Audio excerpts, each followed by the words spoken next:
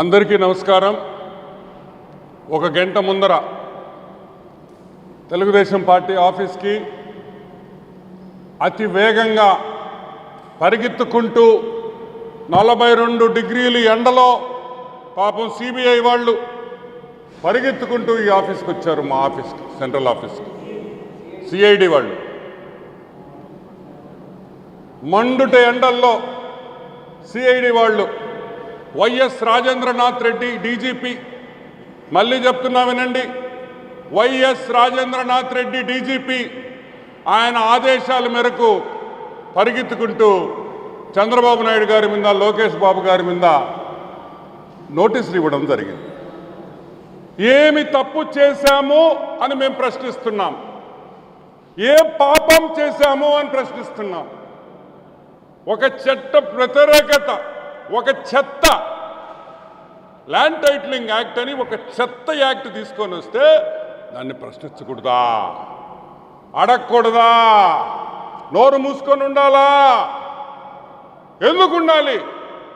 ప్రజలు ఆ చట్టం వల్ల నష్టపోతున్నారు,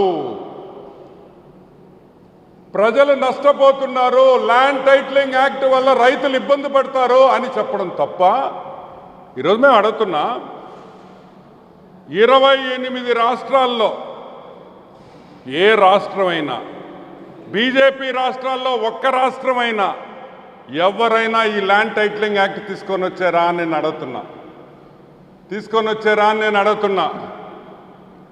లేదే. ఏం తొందర జగన్ రెడ్డి, ఏం తొందర నీకు అని మేము అడుగుతున్నాం. నువ్వు కరెక్ట్గా ఇంకొక నెలలో నువ్వు ముఖ్యమంత్రిగా ఉండవు, చంద్రబాబు నాయుడు గారు ముఖ్యమంత్రి కాబోతున్నారు. ఈ లోపల నువ్వు ల్యాండ్ టైటిలింగ్ యాక్ట్ తీసుకురావాల్సిన అవసరం ఏముందని కూడా మేము ప్రశ్నిస్తున్నాం. అంటే నువ్వు చేసే చెత్త పనులకి, నువ్వు చేసే హాఫ్ టికెట్ పనులకి, నువ్వు చేసే దొంగ పనులకి మేము ఒత్తాసు పలకాలని ఏమన్నా రూల్ ఉందా అని అడుగుతున్నాం. ఉందా? ప్రజాస్వామ్యంలో ప్రశ్నించకూడదా అని మేము అడుగుతున్నాం. సరే, వైఎస్ రాజేంద్రనాథ్ రెడ్డికి, వైఎస్ జవహర్ రెడ్డికి సూటిగా 2-3 ప్రశ్నలు అడుగుతాను.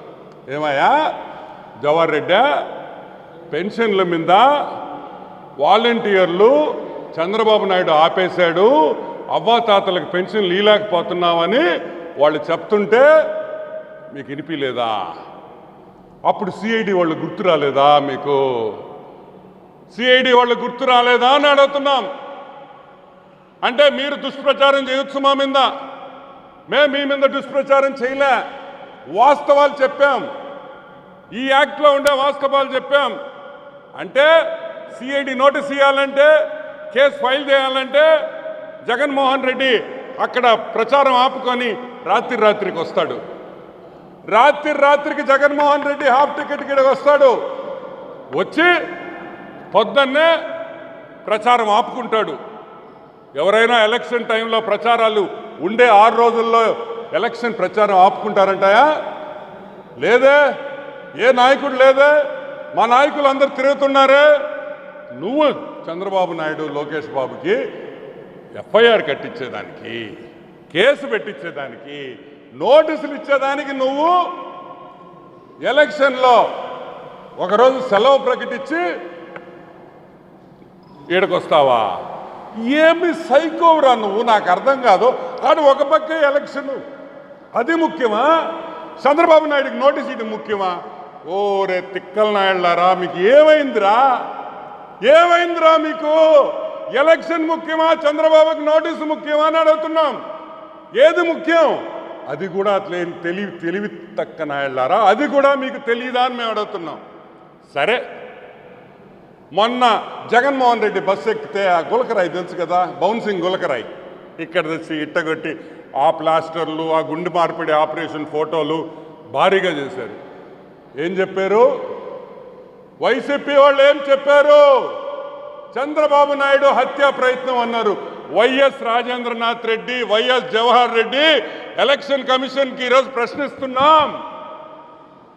ఏమి చంద్రబాబు నాయుడు హంతకుడు అన్నారే, సిబిఐ వాళ్ళకి గుర్తురాలే? మర్చిపోయారు? గుర్తురాలేదు మీకా? జగన్మోహన్ రెడ్డి చెప్పడం మర్చిపోయాడా? అతనికి ఏదో ఉండేది ఒక నెల వెళ్ళిపోతున్నాడు. మీరు మారరా? మీలో మార్పు రాదా? ఇట్టే ఉంటారా? లేకపోతే మీలో మార్పు మేము తీసుకురావాలా? వద్దు, మేము మీలో మార్పు తీసుకురాకూడదు. మీరు మారాలి. గుర్తుపెట్టుకోండి, చంద్రబాబు నాయుడు వస్తున్నాడు. గుర్తుపెట్టుకోండి. అంటే మీరు ఏమి చేసినా నోరు మూసుకొని పడి ఉండాలా, నోరు తెరవకూడదు. మేమా ప్రశ్నించకూడదా?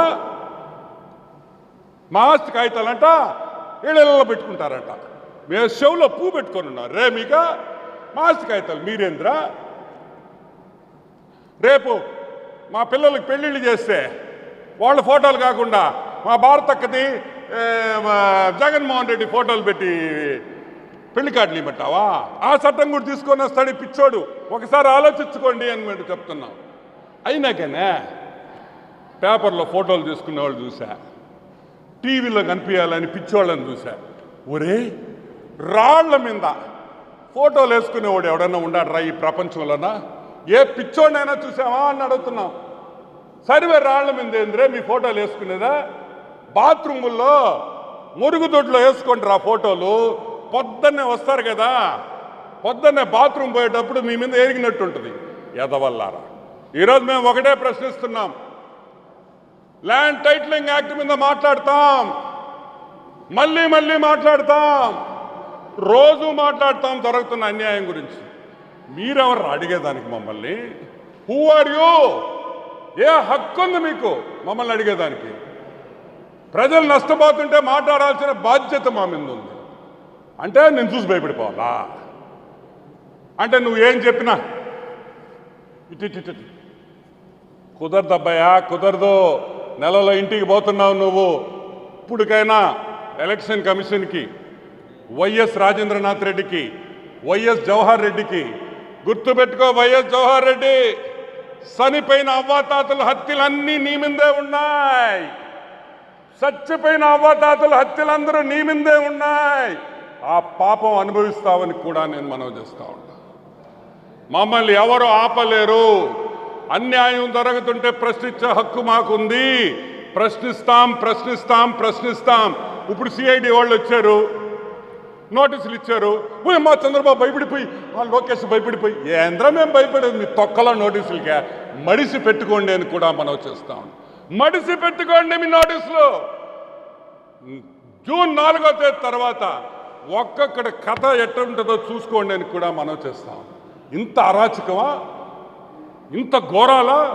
అసలు లెక్కలేదా మీకు? ప్రతి మండలంలో, ప్రతి జిల్లాలో, ప్రతి కాన్స్టిట్యువెన్సీలో అందరూ ల్యాండ్ టైటిలింగ్ గురించి, యాక్ట్ గురించి మాట్లాడతాం. ఎంతమందికి నోటీసులు ఇస్తారో ఇచ్చుకోండి అని కూడా మనవి చేస్తూ సెలవు తీసుకుంటాం. Thank you.